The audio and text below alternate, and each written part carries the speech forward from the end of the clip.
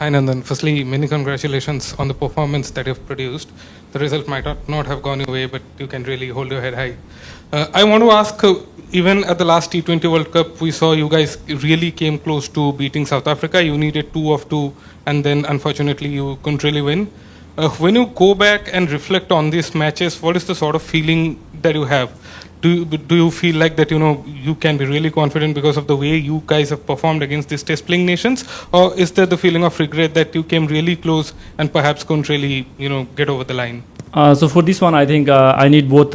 We feel both, like sometimes regret as well and sometimes like proud as well, because we are competing against such a good team like England, and we are really close to win the game. So I think it's like 50-50 for us, like proud and obviously regret as well, because we are really close to the game.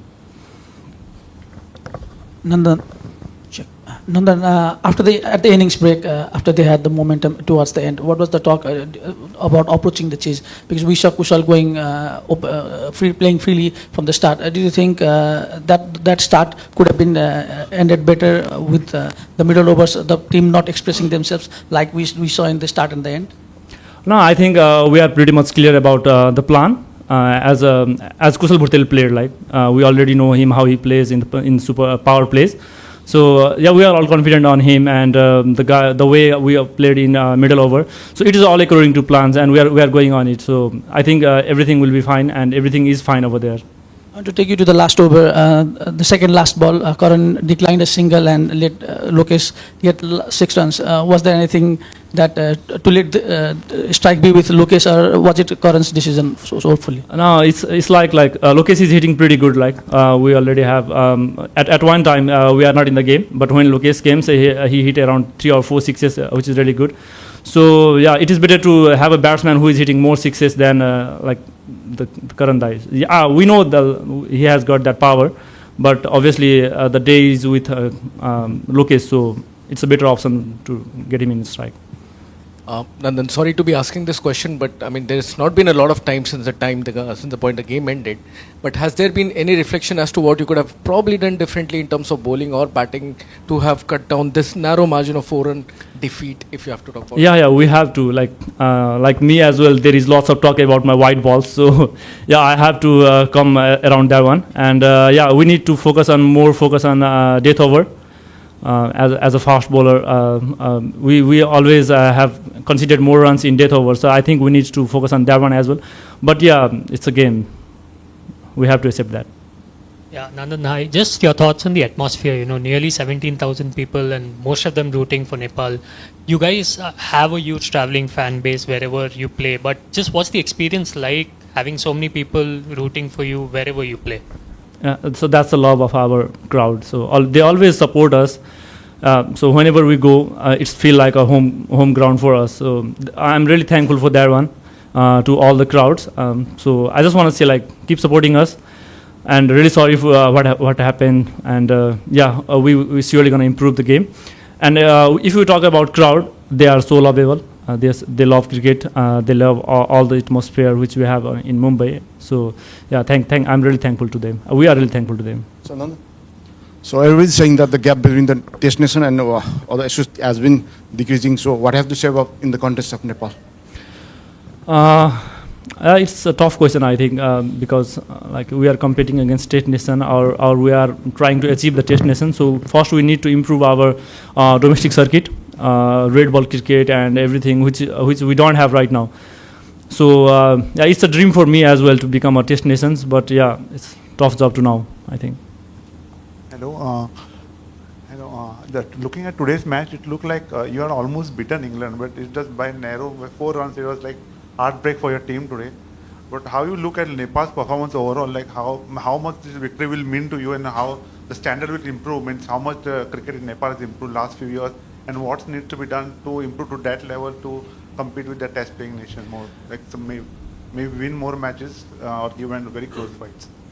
Yeah, thank you for that question, because yeah, we are improving a bit. Like we are improving in a good way, I think.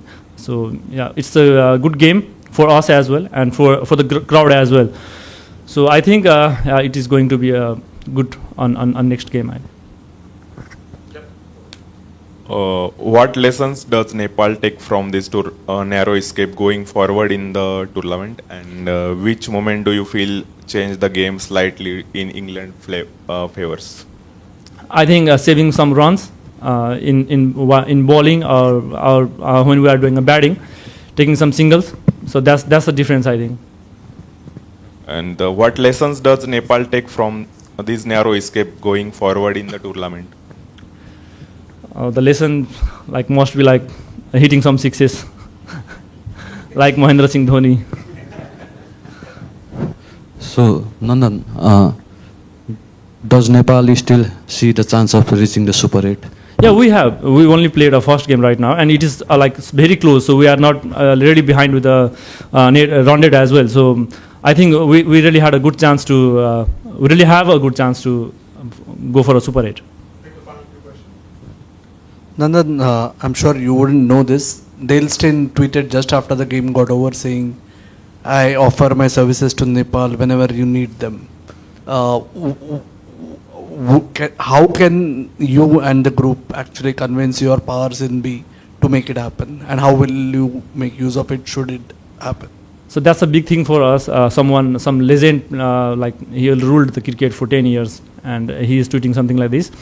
But it's the CAN management team, so we can't approach him. Maybe can. So I don't know how to answer this one. Thank you. Thanks. Hi, Will. Important win, but maybe not as straightforward as you would have liked. Yeah, obviously most important thing is the win, which is what we aimed to do at the start of the game. Obviously incredibly tight, full credit to Nepal. They were absolutely outstanding. Bat ball in the field, running between the wickets, they pushed just right to the very limit there. That's World Cup cricket. It's going to be tough. We saw every game yesterday, incredibly tight. Multiple games could have gone either way, and same again today. So it's a good start to the tournament. What was going through your head when Nepal needed just 10 to win from the last over? Yeah, well, I was nervous, very nervous. My heart was thumping out there on the boundary. I had confidence in Sam. He's done that quite well. I played with him at the Invincibles, and he's defended the last over well a few times. And credit to him, that was brilliant the way he nailed his Yorkers and held his nerve. I was going to say, just how good is Sam Curran at the death? He's been through his ups and downs in the last few years since winning Player of the Tournament at 2022, but yeah, he's shown there that he's obviously a class act. Yeah, he is very class in those pressure situations. He's able to think very clearly. He's got very good understanding of the game, which he's shown, obviously, like you say, Player of the Tournament and man the match in the World Cup final. He was absolutely brilliant there, and today he's won us that game. It was ebbs and flows the whole way. I thought at times in the chase we were ahead, they were ahead, and then thought it was almost lost with 10 balls to go, and so we're obviously very pleased to come out on the right side.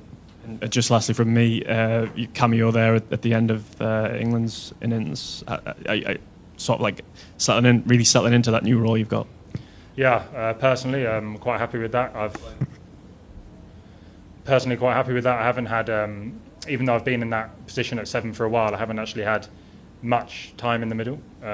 So going forward, hopefully those 18 balls will give me some confidence for the rest of the tournament.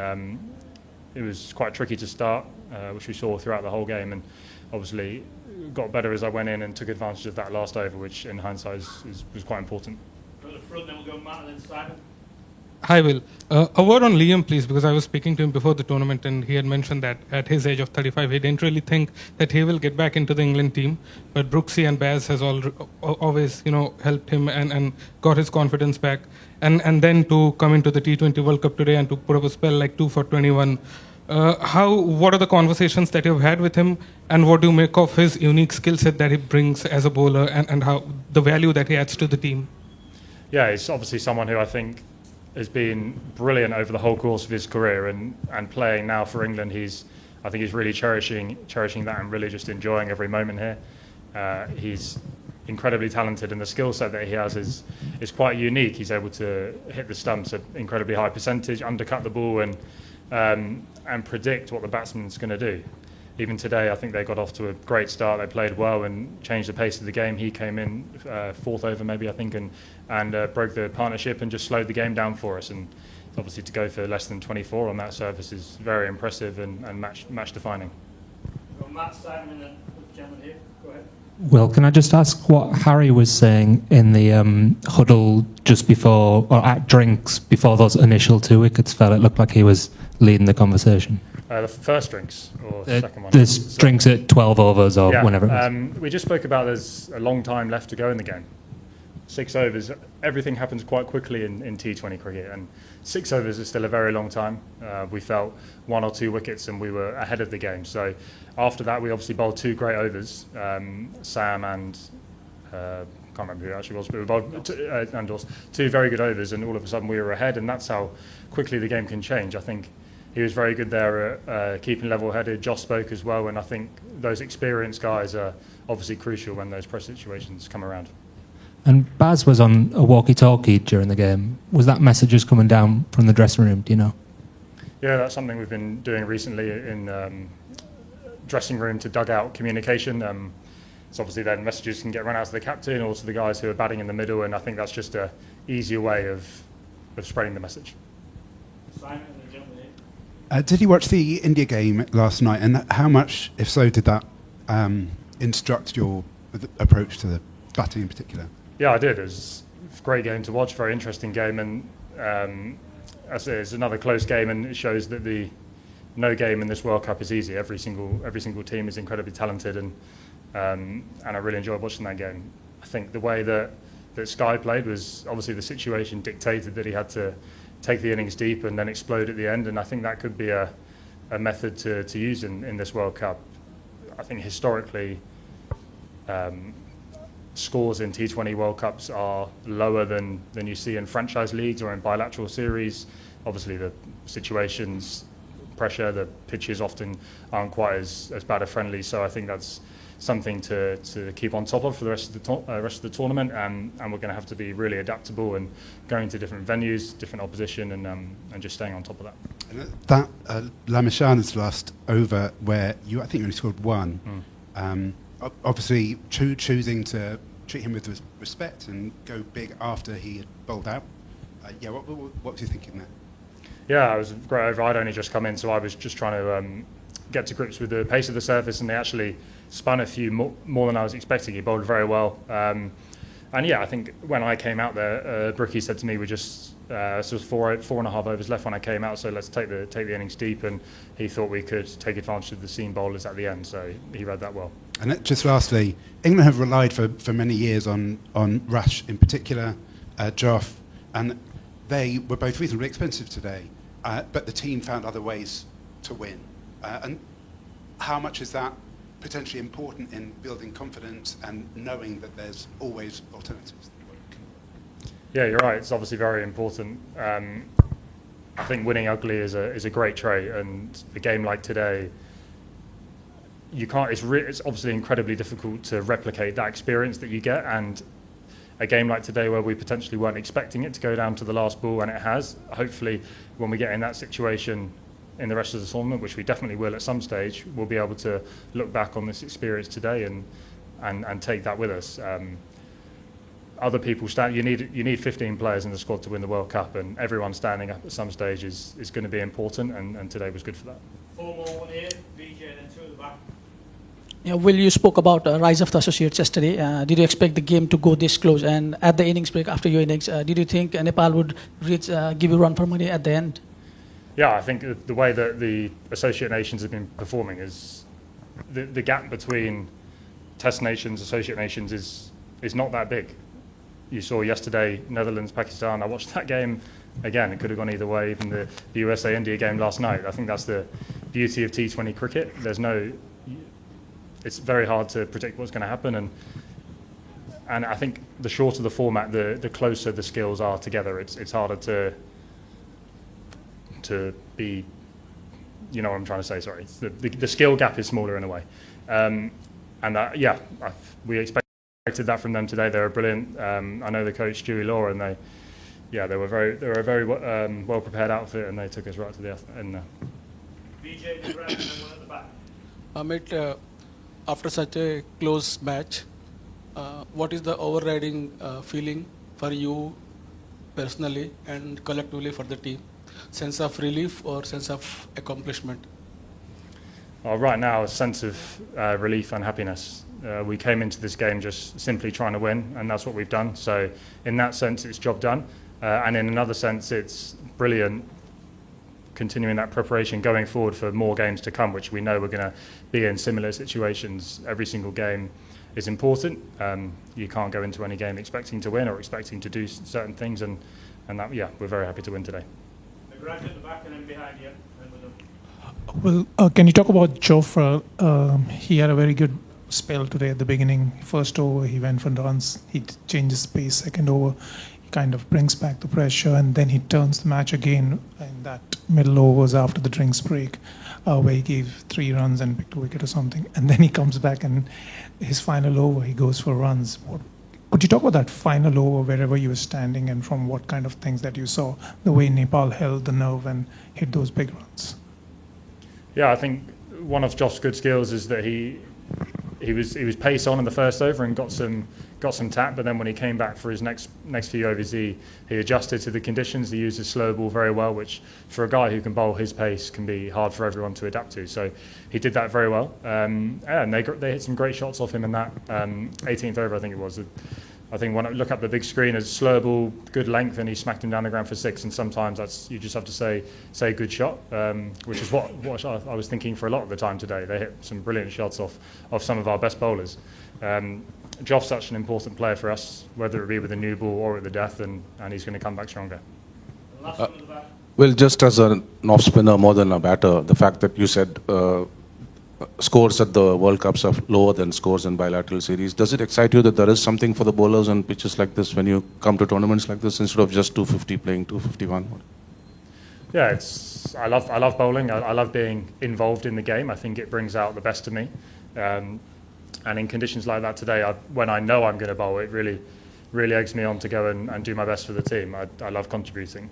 I think every single game is going to be different, if I'm honest.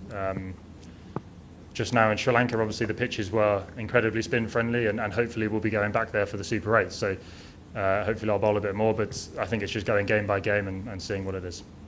Okay, thank you.